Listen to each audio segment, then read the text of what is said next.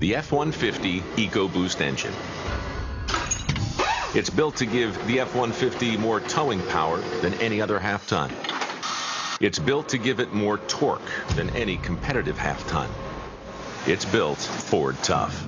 And now we're going to show the world just what that means. Watch as we take a randomly selected EcoBoost engine and run it through a series of grueling durability tests to prove how tough it is.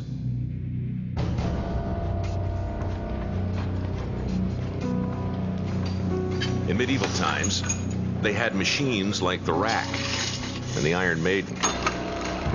Today, we've got this, Dyno Cell Block 36D.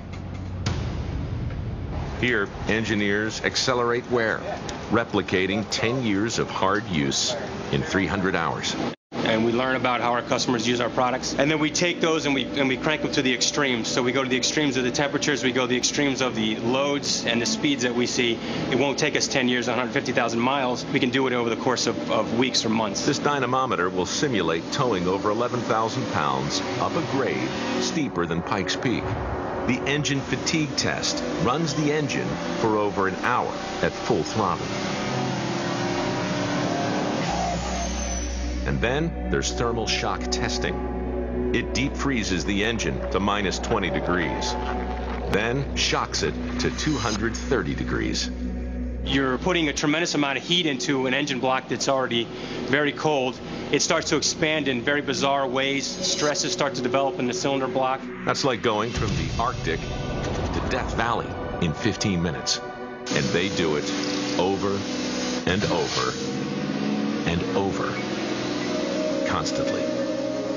There's no way that a customer could replicate the same things that we're doing. There's just no road in the world that they could drive on. There's no way they could get from the temperature extremes as fast as we're doing it. It's just not possible. The different tests cycle one after the other, hour after hour, day after day, for weeks.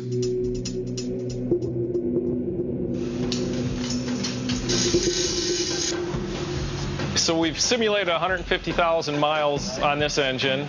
After we're done here, typically what we would do is tear down the engine, inspect it, make sure everything performed. But in this case, we're going to take it and ship it to Kansas City assembly plant, where it's going to go down the line just like all the other engines, get installed in the truck.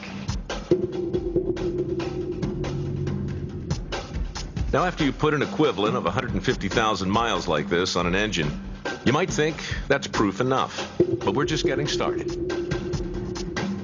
Because we're going to take this same engine out into the real world for some real torture.